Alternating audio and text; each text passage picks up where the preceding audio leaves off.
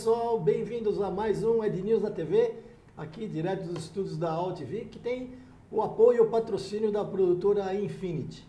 No programa de hoje, um privilégio enorme, um colega de muito tempo, Celso Loduca, ele que vem batalhando nesse mercado publicitário e não é de hoje, que com a sua agência Loduca, uma agência vitoriosa. Celso, obrigado da tua presença. Eu que agradeço. Legal você ter vindo aqui. Faz tempo que a gente não se falava pessoalmente, né? É verdade. No dia a dia, às vezes judia, o pessoal pensa que em propaganda a gente trabalha muito. Mole, né?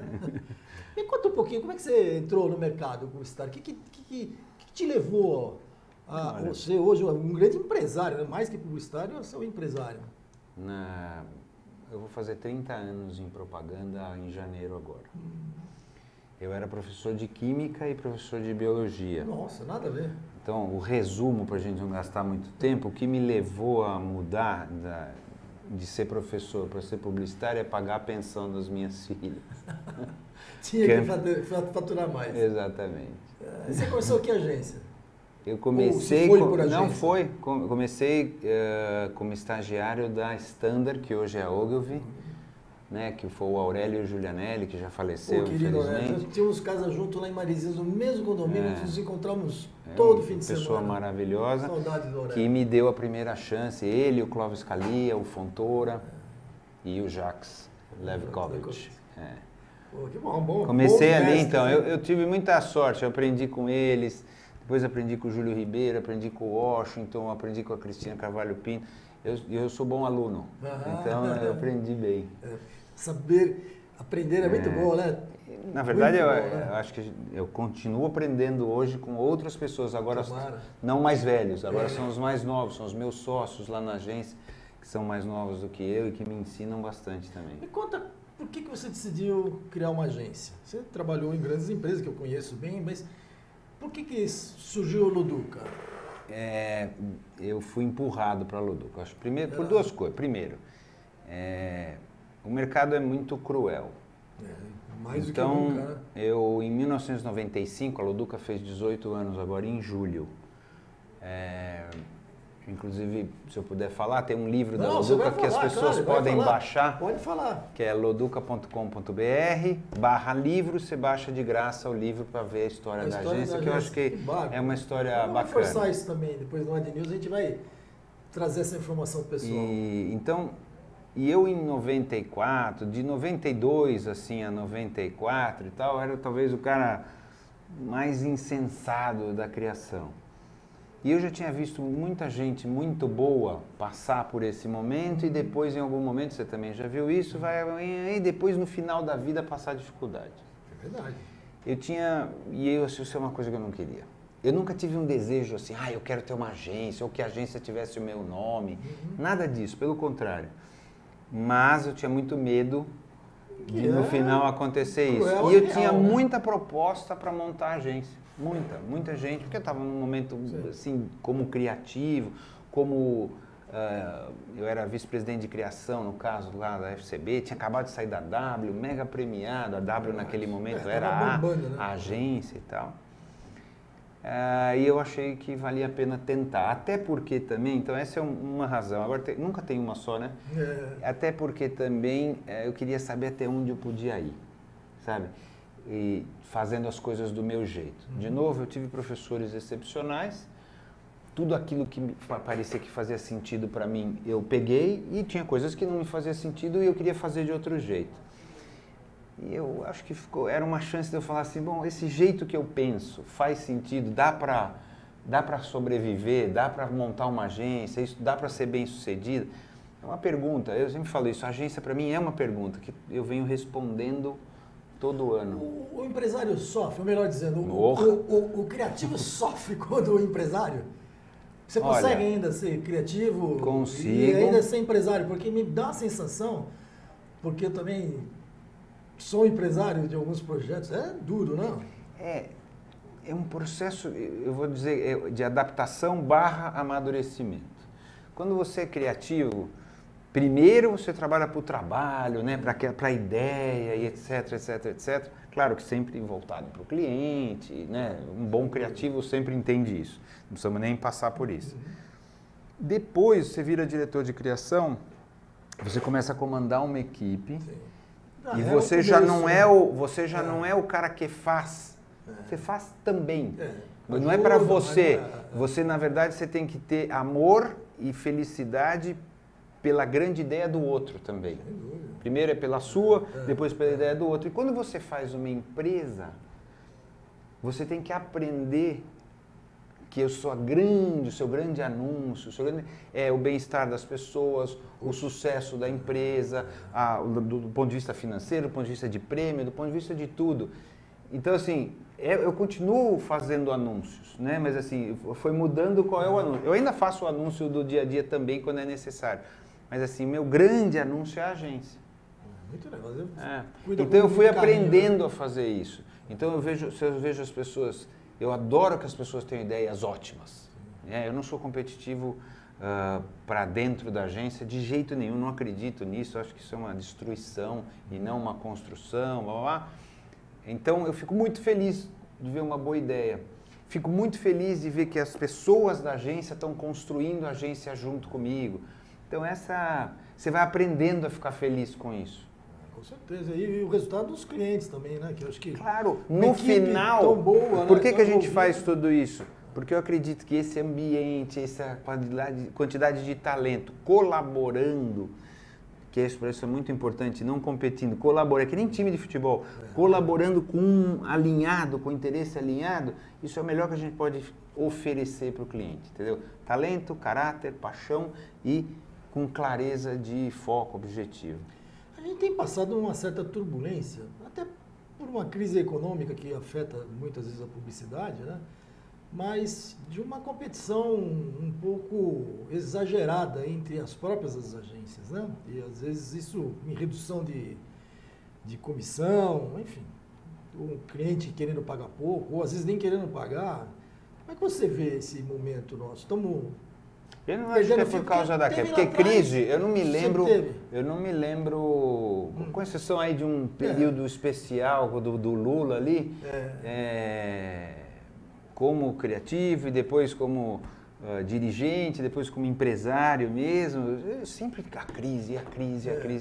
Eu acho que existe sim, e não é só a questão da corrente, existe uma pressão enorme para que as agências baixem a remuneração, né, da parte dos clientes, porque existe uma mudança cultural também dos clientes. Antigamente, hoje, os clientes ou estão em bolsa, ou tem alguma coisa muito específica financeira para entregar o tempo inteiro. E nós trabalhamos a curto prazo, quando a gente está falando de varejo, etc, mas também trabalhamos com marca. A nossa maior contribuição é agregar valor a uma marca, né? É fazer uma marca valer mais que a outra, porque as pessoas se disponham a pagar por ela, né? Então eu digo que a função da agência é criar uma relação sustentável entre uma marca e pessoas, ou uma ideia e pessoas, mas no caso de uma marca, sustentável quer dizer que dure no tempo, que seja boa para os dois, que funcione para os dois.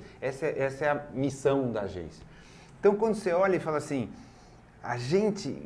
o nosso grande valor é agregar valor à marca, é fazer com que uma marca seja amada, querida, desejada, etc. Isso hoje exige uma construção. Por exemplo, o que a gente fez com o Nextel, né? Que era uma marca de motoboy, uma marca muito funcional e virou uma marca muito desejada, com uma campanha muito reconhecida e tal. Vale dinheiro. Só que não é de hoje para amanhã, não é no trimestre. Então existe essa mudança de cultura no cliente que é assim, bom, no trimestre, cresceu ou não cresceu? Cresceu, então aperta aqui, eu preciso salvar esse dinheiro, eu preciso não sei o que lá. Que é o curto prazo, né? Muito. E eu acho que na verdade, a minha opinião é, os clientes estão matando a galinha dos ovos de ouro. Concordo, até propósito, não lembrar até o pessoal, nós vamos ter semana que vem um encontro da ABA com a ABAP para comemorar os clientes mais longevos, né? Eu acho muito legal. Uma das comemorações é com a Unilever, com Thompson, 84 anos, algo assim, que eu nem imaginava que a Thompson era tão velha. Mas é importante isso, né? Ou seja, a fidelidade de uma marca com uma agência, a construção de longo prazo, né? Eu vou estar lá então você pode ser casamento ou ficar, né? Assim, no caso é casamento hoje muitas marcas ou muitas empresas preferem ficar porque ela muda dessa, vem para essa para pagar um pouco menos, vem para essa para pagar uma... Agora, elas não, eu acho que isso não é uma falta de inteligência. Sim. Porque, no final das contas, você perde continuidade da construção da marca. Nenhuma agência é perfeita, nenhuma agência acerta sempre, como nenhum cliente acerta sempre. Mas o longo prazo ajuda agora, no acerto, né? Criar uma relação verdadeira, criar uma relação de verdade para conseguir construir as coisas, os dois, porque o cliente tem que querer construir a agência também. Sim, eu sempre falo isso. Às vezes vem alguém, um prospect, e eu falo, olha, a gente não quer todos os clientes. A gente quer os clientes que queiram o bem da agência também. Claro. Né? A gente quer, porque a gente quer muito o bem do cliente, a gente trabalha em prol do cliente, a gente faz tudo para o cliente, a gente quer que eles queiram, fiquem felizes quando eu ganho dinheiro também, e não infelizes. É verdade, né? Está compensando bem, né? Claro, que bacana isso. Se eu estou ganhando dinheiro é porque ele está ganhando muito mais. É o ganha-ganha. Né? Ele está ganhando muito mais. Então, essa relação do aperta, aperta, aperta, tudo bem, mudou. Temos que nos adaptar. O próprio sempre criou uma tabela progressiva para baixo, antes era 20%, e depois não é ok, né? Acho que não quer dizer que temos que ficar rígido numa maneira. E tanto faz qual é a maneira de remunerar, desde que ela seja justa. É verdade. Desde que seja justo e que não seja uma exploração e que uma agência não use contra a outra, às vezes, né? Mas concordo com menos o desejo da agência, eu sempre falo isso. Às vezes eu acho que as agências ficam um pouco afobadas nesse sentido, e eu sempre falo isso, mas por que oferecer menos? Não era mais certo a gente oferecer tudo igual e o cliente escolhe quem é melhor? Alguém, às vezes... Porque aí não é uma opção de preço, é uma opção de trabalho, né? Claro, por que fazer isso? Não é inteligente, entendeu? Você constrói uma relação meio torta. Me conta uma outra coisa, gostaria de ter tua opinião. Nós vivemos num cenário publicitário altamente competitivo. Isso é bom. Muito bom. É. No qual as agências internacionais disputam palmo a palmo com qualquer agência nacional, e se não, hoje das 10 maiores, 8 são estrangeiras. Em raros setores isso existe no país, né? Raríssimos, com as mesmas regras, né? Uhum. Como é que você vê isso? Como é que bom, lembrando que isso mudou. Lembra que isso também mudou. Há uns 15 anos atrás, as agências estrangeiras, com exceção da Macan, e mais uma ou outra, o resto era tudo agência nacional, entre as maiores. Sim. Tá certo? Não, isso mudou, aí elas foram com certeza, comprando. Salles, então, foram Bolton, comprando. Né? As agências internacionais, na verdade, com exceção da Thompson, que já estava aqui, ou da Ogilvy, que estava aqui pelo menos há 30 anos, ou 30 e tantos anos, foi por compra. Né? Notadamente publicistas, de uma maneira, acho que mais de uma maneira mais... Um pouco WPP, né? Também. Então, foi montando assim. Então, e as agências brasileiras, mesmo aquelas que têm algum capital estrangeiro e tal, mas são essencialmente brasileiras, a gente sabe fazer isso. Quer dizer, eu não estou falando da minha agência, eu estou falando... Não é mole, né? O Brasil não é ruim nisso, pelo contrário, é muito bom. De verdade, assim. E não é muito bom quando fala assim, ganhou Cannes ou prêmio. Não estou falando só sobre isso. Nós somos bons nisso também. Mas assim, nós somos muito bons nessa coisa de achar um posicionamento para um cliente, fazer a execução disso aí, peças bacanas, envolver as pessoas. Nós sabemos fazer isso. Cannes, você citou, nós tivemos um recorde de leões. Se não me engano, foi 115 leões, né? Foi o máximo que a gente já conseguiu. Eu não sei te dizer, mas é bastante. Eu me lembro que era bem perto disso.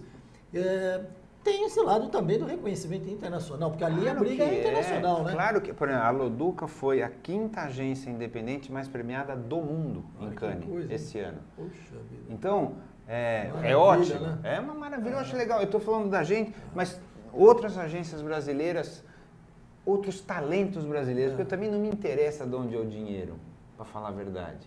Quem que ganhou os grandes Grand Prix? Foi a Ogilvy, né? O Grand Prix ganhou. Com o Dove, né? Com o Dove, maravilhoso. Por exemplo, que é uma agência internacional, mas é talento brasileiro. Puramente. E o PJ também, que é um talento brasileiro. Da Pereira Odell, que ganhou também um outro Grand Prix maravilhoso, que é um grande talento brasileiro também. Isso é muito bom. E é verdadeiro. Nós somos bons nisso. A gente... Por 1000 razões, podemos passar 5.000 horas aqui. Com a gente. Um dos mais recentes, quem fez com a gente foi a Fernanda Romana, a Fefa. Ela também maravilhosa, né? Exatamente. E fazendo um trabalho internacional sendo brasileiro. Bacana, né? eu acho muito bacana. O Brasil está indo, é muito bom nisso, já há muito tempo, não é de agora, né? Mas agora está mais claro. Como é que você vê a chegada dessa internet? A internet mais estratégica, não a internet de acesso. Estou falando, já entrando no cenário de mídia, de propaganda. Como é que você vê esse envolvimento da tecnologia com a publicidade já tradicional? Depende do que você está me perguntando. Do ponto de vista da elaboração do trabalho, ele não muda muito, tá certo? A gente precisa ter uma boa ideia que relacione as pessoas com as marcas, isso seja envolvente, que seja bacana, não importa que plataforma que a gente vai fazer isso. O trabalho não mudou desde que foi inventado, na verdade, né? Só mudam as plataformas. Agora, do ponto de vista de negócio, tem um lado bom e um lado ruim. Hoje, praticamente a segunda emissora de televisão do país é o YouTube. Né? Tem a Globo e o YouTube. Junto fez um trabalho incrível com o Google, né? Na verdade é o Google que dirige, né? Então, de TV aberta, vamos chamar assim, né? Se a gente puder chamar de TV aberta. Então isso quer dizer alguma coisa, né? Isso quer dizer alguma coisa do ponto de vista de audiência, do ponto de vista de como a gente programa, né? As peças de comunicação que a gente faz e tal. E a internet, ela é tão melhor quanto ela não apareça. A gente estava um pouquinho falando antes, até daqui a pouco todas as televisões vão ter lá os aplicativozinhos de cada um do canal, inclusive esse, tá certo? Onde você vai lá, clica, tudo é televisão, na verdade, não tem mais... A internet vai ficar perfeita quando ela sumir. Sumir na televisão, sumir em todos os lugares e tal. Ainda a gente está no meio do caminho. Como negócio ainda agora, é um negócio que ainda está difícil, com algumas exceções. É um negócio que não se mantém muito bem, ainda não fecha. Vamos tirar Google, né? Vamos tirar Facebook e tal.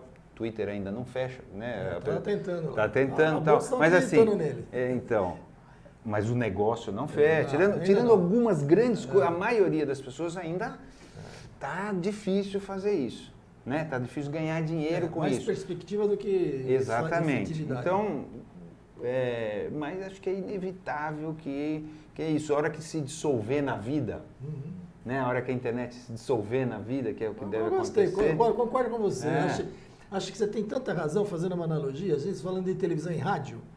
Televisão e rádio, a gente não chama de espectro eletromagnético, né? Está no espectro. Isso, seria a internet. Mas não é isso. Não, você chama de televisão e rádio, então está lá dentro. Claro. Agora, veja a mesma coisa, a internet o cara confundindo. O que vale é o que está lá dentro. Ele vai sumir, é isso, ele vai sumir, ela vai sumir. E é aí sim, e é o que está acontecendo aos poucos, né? Veja um conflito, porque aí entra um problema de globalização. A gente sabe que empresas como o Google, o YouTube, Facebook, entre outros, não remuneram agências com comissão e nem com BV. Elas recebem valores líquidos, que para nós não é uma prática de mercado, ou seja, uma exceção. Não, para o Brasil tem um modelo diferente. Agora vou voltar de novo ao sucesso do Brasil. Sim. Parte do sucesso do Brasil é o modelo que a gente criou aqui. Por quê? Depois eu vou falar sobre isso depois, mas eu acho importante isso. O modelo que a gente criou aqui é um modelo que não é que faz os donos de agência comprar mais barco, que isso é uma bobagem que as pessoas acham. É que a gente consegue atrair talento. Qual é o perigo das agências irem perdendo a rentabilidade, como vem acontecendo, e já está acontecendo isso. As pessoas de talento não querem mais trabalhar em propaganda. Elas querem ir para outros lugares. Concordo. Então, por quê? Porque já não remunera tão bem. Sem dúvida. Por quê? Porque a agência vai perdendo rentabilidade, a remuneração. O que fez, vamos voltar, o que fez a propaganda brasileira ser tão boa, apesar da gente ser um país de quinto mundo, lá atrás? Porque, de novo, não é agora que ela é boa. Ela começou bem lá atrás, tá certo? Pelo menos na década de 60 ela já era muito boa. Muito boa, tá? Por quê? Os advogados ou os arquitetos que queriam ganhar mais, ou os engenheiros, ou seja lá quem for, ou os escritores, o Luiz Fernando Veríssimo era publicitário, né? Que queriam ganhar um pouco mais, iriam trabalhar em propaganda e traziam o talento deles para a gente, para dentro dessa profissão, porque ela pagava mais, dava liberdade, era um lugar, né? E tudo foi piorando nesse sentido da atração do talento. Concordo. Então, o perigo que a gente corre daqui para frente é de virar uma industrializaçãozinha, uma industriazinha grande, com dinheiro e etc., mas sem talento. E aí acabou. É o começo do fim. E eu acho que é isso que os clientes talvez não compreendam. Que aí eles vão matar eles mesmo. Com certeza, com certeza. Porque os talentos não vão querer mais trabalhar com esse tipo de coisa, vão trabalhar em outra coisa. Então, ainda de volta nesse cenário internacional de mídia, a gente vê uma globalização, né, muito forte. Como é que você observa o futuro da mídia impressa? Você acha que nós vamos conseguir ainda levar um certo tempo? Porque o Brasil ainda é diferente eu não sei exterior. discutir isso, sabia? Porque assim, a gente está falando de novo de suporte. Eu não sei. Eu sou velho, tá certo? Eu nasci, não tinha internet, não tinha nada, não tinha celular. Eu lancei celular, eu lancei CD, entendeu? Então assim, que já não existe mais, tá certo? Existe, mas já morreu. Então assim, eu cresci com outra coisa e eu tenho os meus prazeres específicos, tá certo? Porque eu cresci assim, eu tenho tenho até neto, mas tenho filha de 34 e um menino de 10. Sabe? Universos diferentes. Impressiona, né? Então, tanto faz para mim como vai ser a mídia impressa. Eu não sei se...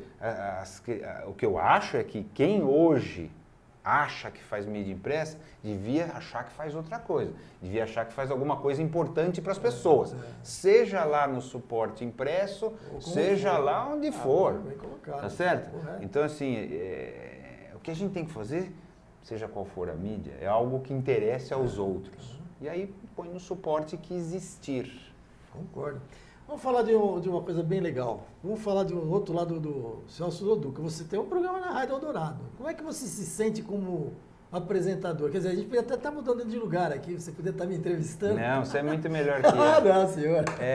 Eu já ouvi alguns programas teus, muito bons. Mas me conta a experiência. É um programa assim, o programa nasceu com a Casa do Saber. Eu sou um dos sócios da Casa do Saber, que é um centro de cultura aqui em São Paulo, no Rio. A Rádio Eldorado é uma rádio parceira da Casa do Saber e nessa parceria entre Rádio Eldorado e Casa do Saber a gente tem um programa. Esse programa sou eu que conduzo, ele chama Quem Somos Nós, é o nome que eu dei. Por que ele chama Quem Somos Nós? A Casa do Saber é um caso de filosofia, história, debates, etc. A gente faz um programa onde a gente fecha 4, 5 pessoas da mesma área, psicólogos, cientistas, pessoas do mercado, qualquer coisa. Agora estava fazendo religiosos, músicos, etc. E a ideia é a gente cavocar dentro quem somos nós, seres humanos. É um programa que me dá um prazer enorme fazer, eu aprendo muito. É a coisa que uma das coisas, não a coisa que eu mais gosto, mas uma das coisas que eu mais gosto na vida é aprender. E eu aprendo, tenho um prazer enorme, conheço pessoas bacanas. Outro dia eu estava entrevistando o Guto Lacaz, sabe? Sim. Cada hora é um assunto, agora nós estamos fazendo os artistas plásticos, né? Então eu também aprendo com a vida dele, com as ideias dele, etc. Isso me renova. Né? É uma boa experiência, acho que todo mundo devia ter eu estou gostando. Um lado né, que você tira das pessoas informações, né? Então, sem, na verdade, estar num bar, né? Você está. Mas, na verdade, o que eu falo para as pessoas. Tem plateia, inclusive, né? Assim, na Casa do Saber, é aberto, quem quiser, gravação, é só se informar na Casa do Saber, pode ver os dias de gravação, pode ir lá. Eu falo pro cara, somos nós dois, batendo papo, esquece que as pessoas estão ali, finge que eles não estão, mas eles podem fazer perguntas. Né? E vamos conversar. Enriquece, né? E eu não faço uma entrevista, é uma conversa. Eu não preparo nenhuma pergunta, nada. É uma conversa que eu vou puxando, tem um tom, né? O tom qual é? Quem que nós humanos somos, né? Fora isso, não tem mais nada. Muito legal. Eu tô adorando. Eu espero que as pessoas que ouvem, que não é tanto, o rádio não tá tão... Assim, mas tem um site. Não, mas eu tenho um site que é quemsomosnós.com.br. Que bom. Que você pode ouvir os que já foram ao ar. quemsomosnós.com.br. Tá dando mais um recadinho do Celso. Não é legal. Me conta ainda, explorando o teu lado criativo, não tanto empresário, mas está envolvido. Tá bom? Claro. O mundo inteiro hoje tem prestigiado modelos de agências exatamente como a Loduca, né? Diferente de mega blaster, estruturas internacionais, tem prestigiado pessoas criativas que conduzem agências criativas, né? Acho que é Crispin, Bogusky nos Estados Unidos, o Wyden, acho que na Alemanha. Já é uma coisa que... A Wyden nos Estados Unidos também. Estados Unidos também, mas é uma coisa que já é meio estabelecido aqui no Brasil, também foi assim, né?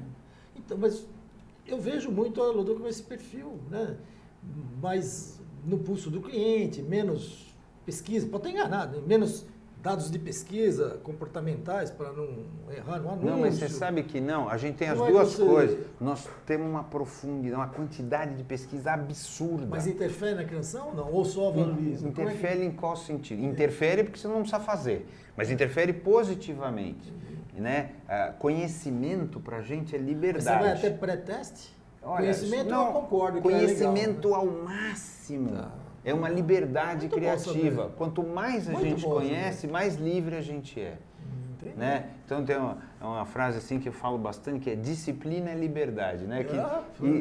Porque te liberta para você fazer as coisas. Então você ter essa coisa do conhecimento, ter a clareza, ter o conhecimento do cliente, conhecimento do consumidor, conhecimento, nos liberta para ser mais criativo. Concordo. É ao contrário do que falar, não, fica ouvindo. Não, agora, pré-teste para mim é um outro assunto, isso não é conhecimento. Aí a maioria dos clientes, a agência é contra pré-teste. Em que sentido? Vão pretestar o filme, não pretestar um storyboard, não pretestar não sei o quê. Ou então a gente pode pretestar o caminho não criativo, o caminho estratégico para ver se... uma discussão de grupo. Estratégico, talvez, mas não sobre um filme específico, sobre uma campanha específica. A gente não acredita nisso. Não é que eu acho ruim ou bom, não serve para nada. Né? Não serve para nada. O resultado que sair ali não nos ajuda.